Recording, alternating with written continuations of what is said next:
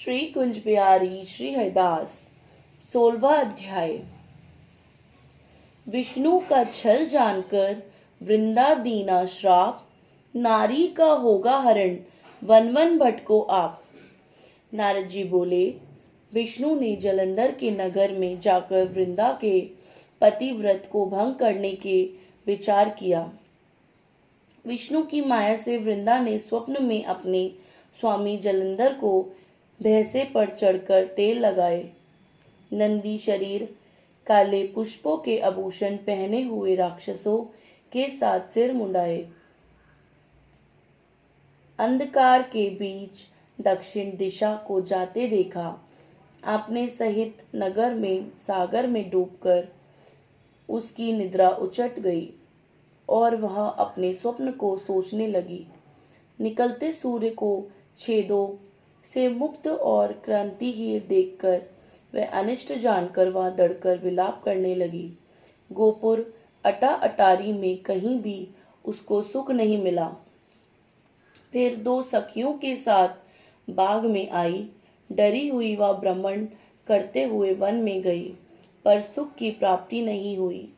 फिर वन में घूमती हुई वृंदा ने सिंह के समान मुख, चमकती हुई दाढ़ी और नेत्र वाले भयंकर दो राक्षसों को देखा। वहां देखकर डर कर भागने लगी। तब वहां पर शिष्य समेत एक तपस्वी को देखा। फिर राक्षसों के भय से अपने हाथ मुनि के गले में डालकर बोली, मैं आपकी शरण में आई हूँ, मेरी रक्षा करें। मुनि ने राक्षसों को भगा दिया। मुनि की हुकार से भागे हुए राक्षसों को देखकर वृंदा प्रणाम कर बोली, हे कृपानिधि, आपने मेरी रक्षा की है। मैं एक प्रार्थना करती हूँ।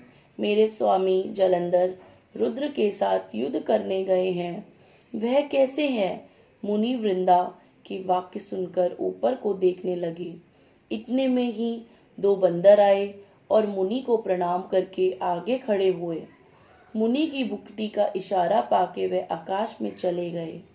जलंधर का सिर दर बंदरों के हाथ में देखकर पति विनाश से दुखी हो वृंदा मूर्छित हो गई।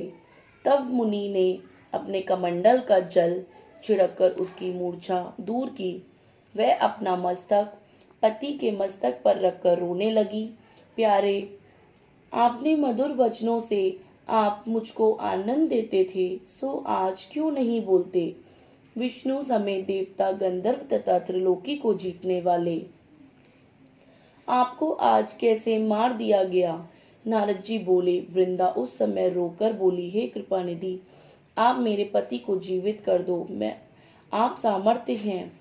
मुनि बोले, इसको शिव ने मार दिया है, ये जी नहीं सकता, तो भी मेरे ऊपर कृपा करके इसको जीवित करता हूँ। नारद बोले। यह कहकर मुनि अंतर्ध्यान हो गए और इतने में जलंधर ने आकर वृंदा को आलिंगन करके प्रसन्न होकर मुख चूमा। वृंदा भी अपने पति को पाकर प्रसन्न हो गई। उस वन के बीच वृंदा अपने पति के संग में बहुत दिन तक रमण करती रही। एक दिन रति ने अंत में विष्णु को पहचान गई। तब वृंदा विष्णु को धमकी देकर बोली, दूसरे की स्त्री के संग विषय करने वाले तुम्हें और तुम्हारे शील को धिक्कार है। मैंने तुम्हें जान लिया है, तुम तपस्वी रूपधारी मायावी हो। तुमने जो माया रची थी वह मेरे द्वारपाल थे। क्रोध करके वृंदा ने श्राप दिया, वही बंदर राक्षस होकर तुम्हारी स्त्री को हरण करेंगे और तुम स्त्री के दुख में वन में बंदरों की सहायता लोगे। सबको ईश्वर होने पर भी वन वन में भटकोगे। यह तुम्हारा शिष्य तुम्हारा साथ धोखा करेगा। यह कहकर वृंदा विष्णु को समझाने पर चिता बनकर अग्नि में प्रविष्ट हो गई। तब वृंदा के तेज पार्वती जी में लय हो गए। विष्णु में उस सती वृंदा का स्मरण कर उसकी चिता की रज को लगाते हुए वहीं रहने लगे। मुनियों ने समझाया, वह चित्त शांत न हुआ। इसी प्रकार 16वां अध्याय समाप्त होता है। श्री कुंज बिहारी श्री हरिदास।